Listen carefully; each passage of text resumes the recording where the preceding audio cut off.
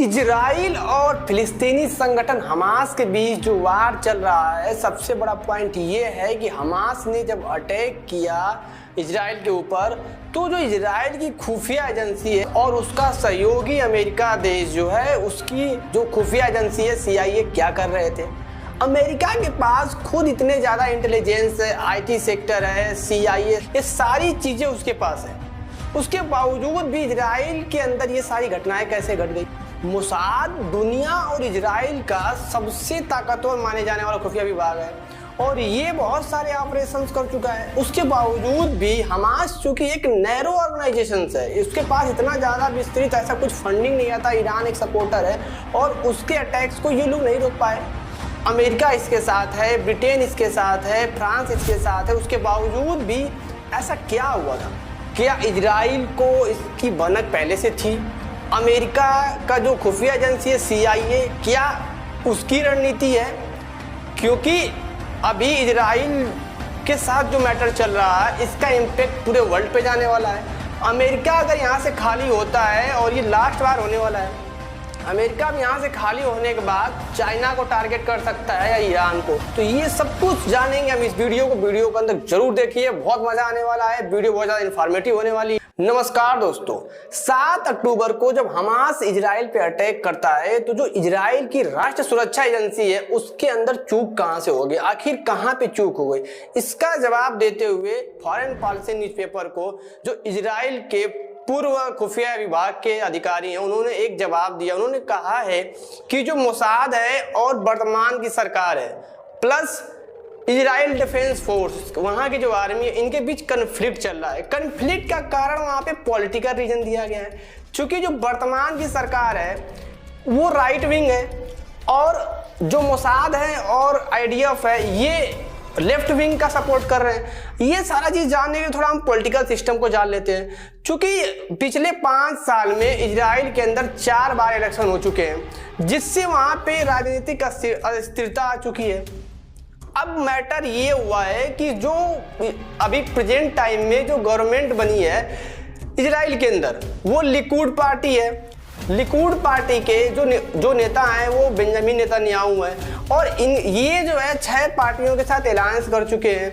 अब ये 7 जो पार्टियां हैं, ये क्या करती हैं कि अपने छोटे छोटे फायदे के लिए ये प्रेशर करते हैं IDF के ऊपर और मोसाद के ऊपर।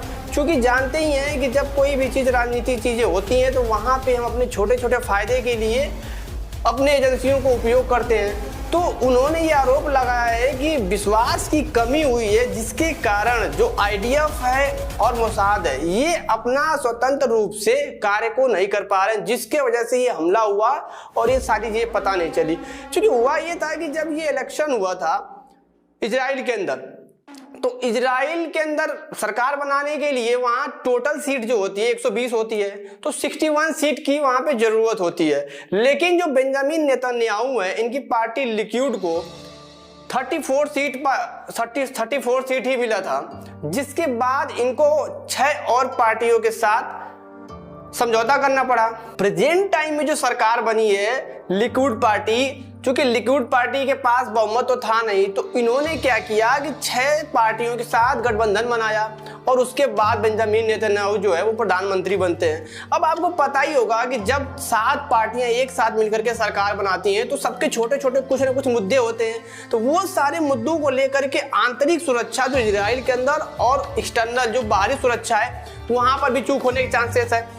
तो जो खुफिया विभाग के अधिकारी हैं, उन्होंने ये सारी चीज़ों को स्पष्ट किया है। उन्होंने कहा है कि जो राइट विंग की इस समय की सरकार है, जिसके प्रधानमंत्री बेंजामिन नेतन्याहू हैं, उनके साथ कन्फ्लिक्ट चल रहा है मोसाद और इजराइल डिफेंस फोर्सेस के साथ। ये सारी चीज़ें की जो जड़ है ये इंटरनल पॉलिटिक्स। लेकिन उसका एक अलग एंगल देखा जाए तो उसी में उन्होंने एक चीज़ और भी बताया है कि 1973 में जब अरब और इजराइल के बीच वार हुआ था, तो उसमें एक कमेटी बनी थी, एग्रोनेट कमेटी। उस कमेटी में जब जांच किया गया था, तो जो पूर्व अधिकारी थे यमन जो कि एक इजराइल का ही खुफिया एजेंसी का ही पार्ट है, तो उसके 4 अधिकारियों को बर्खास्त कर दिया गया था।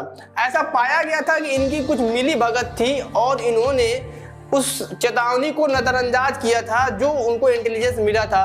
तो उनका ये कहना है कि जो आज की सरकार है ये कोई कमेटी नहीं बना रही है जिसकी वजह से आज का जो वार चल रहा है उसकी जांच किया जाए। ये क्या सोच रहे हैं कि किसी न किसी को बलि का बकरा बनाया जाए, और जो बेंजामिन नेतन्याहू है वो प्रधानमंत्री बने रहना चाहते हैं। वही इस वार को अगर हम दूसरे एंगल से देखें तो इजराइल का बेस्ट अलायंस या बेस्ट फ्रेंड जो है वो अमेरिका है। तो अमेरिका के पास तो खुद ही इतना एडवांस टेक्नोलॉजी है, उसके पास सैटेलाइट है, ड्रोन्स है और स्पाई टेक्नोलॉजी है जो कि पूरे विश्व में कौन सा देश क्या कर रहा है वो सब कुछ जानता है। फिर हमास तो उसके आगे बच्चा है, तो ऐसा क्यों अमेरिका ने एडवाइस क्यों नहीं दिया या इंफॉर्मेशन क्यों नहीं दिया इजराइल को कि भाई ये सारी चीजें होने वाली है। लेकिन अमेरिका तो अमेरिका है, वो चेक करना चाहता था कि जो हमारी शांति समझौता चल रहा अरब के साथ क्या उसको लेकर के इजराइल और अरब के बीच कॉन्फ्लिक्ट और सारे देश क्या रिस्पॉन्स करते हैं। ये बिल्कुल फैक्ट है, क्योंकि अमेरिका देखना चाहता है कि जो अरब के देश हैं वो इजराइल के साथ कैसा रिएक्ट कर रहे हैं। क्योंकि 2020 में जब डोनाल्ड ट्रंप प्रेसिडेंट थे अमेरिका के, तो उन्होंने अब्राहम अकॉर्ड किया था जिसमें यूएई, मोरक्को एंड बहरीन ये शामिल थे, और ये देश खुल करके फिलिस्तीन का सपोर्ट भी नहीं किए हैं। तो ये सारा चीज अमेरिका ऑब्जर्व करना चाहता था कि एक्चुअल में क्या अरब और इजराइल के बीच पीस स्थापित होगा या नहीं होगा। तो हमास को ये टारगेट किया गया है और CIA ने ये मिलकर के ऐसा टारगेट किया गया है कि तुम भैया अटैक करो इजराइल के ऊपर और हम उस चीज को ऑब्जर्वेशन करें। लेकिन हमास ने ये गलती कर दिया, हमास ने ये गलती कर दिया क्योंकि इजराइल इस बार हमास को खत्म कर देगा, क्योंकि अमेरिका की ये चाल है। लेकिन जब इजराइल हमास को खत्म कर देगा तो अमेरिका जो है अब ये वहां से फुर्सत पा करके ईरान और चाइना पे टारगेट करेगा, क्योंकि ये जो वार होने वाला है ये लास्ट वार है। इसके बाद हमास और इजराइल का वार देखने के लिए नहीं मिला, क्योंकि यूएन ने बहुत सारी कोशिशें कर ली लेकिन यूएन की बात इजराइल सुनने को तैयार ही नहीं है। और अमेरिका भी इजराइल के साथ खड़ा है, तो यूएन जानते हैं भैया कि एक मूर्ति जैसा है वो क्या कर लेगा। तो सबसे बड़ा पॉइंट यहाँ पे ये आता है कि अगर हमास खत्म हो जाएगा उसके बाद क्या होगा। देखिए, जब हमास खत्म होगा तो अमेरिका टारगेट करेगा चाइना को और टारगेट करेगा ईरान को, क्योंकि ऑलरेडी एक जो एंगल बना है इस पूरे विश्व में जो वार चल रहा है। उधर आप यूक्रेन रसिया के बीच देख रहे हैं, रसिया को बैकफुट पे कर दिया अमेरिका ने, यूक्रेन से लड़ा करके वो बैकफुट पे कर दिया है। इधर चाइना को टारगेट करने के लिए जापान, ताइवान और इंडिया को कर रखा है, इधर अरब को टारगेट करने के लिए इजराइल को पैदा कर दिया है। तो सुपर पावर क्यों है अमेरिका मेरे भाई, ये यही कारण है, और वो आगे भी सुपर पावर रहेगा। इसने ये जो गेम खेला है बहुत इंपॉर्टेंट गेम खेल दिया है।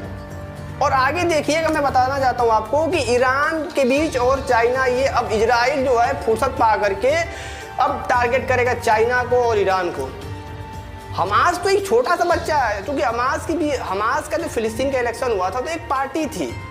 2006 में इलेक्शन होता है, 134 सीटें थी जिसमें से उसने 74 सीटें हासिल की थी। लेकिन अमेरिका ने क्या किया, उसको बदनाम करने के लिए उसको आतंकवादी संगठन घोषित कर दिया।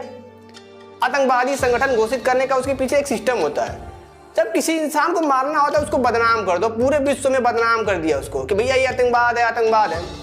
भाई कोई पार्टी आतंकवाद कैसे हो सकती है।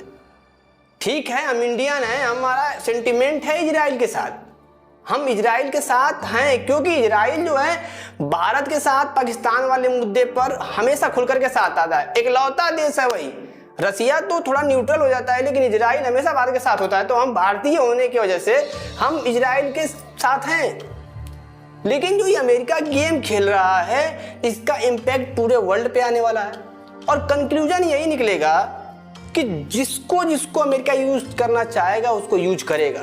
तो ये सारी चीज़ों से लेकर के एक कंक्लूजन निकलता है कि भारत को सोच समझ करके फॉरेन पॉलिसी और जो डिप्लोमेट्स है उसको रखना चाहिए।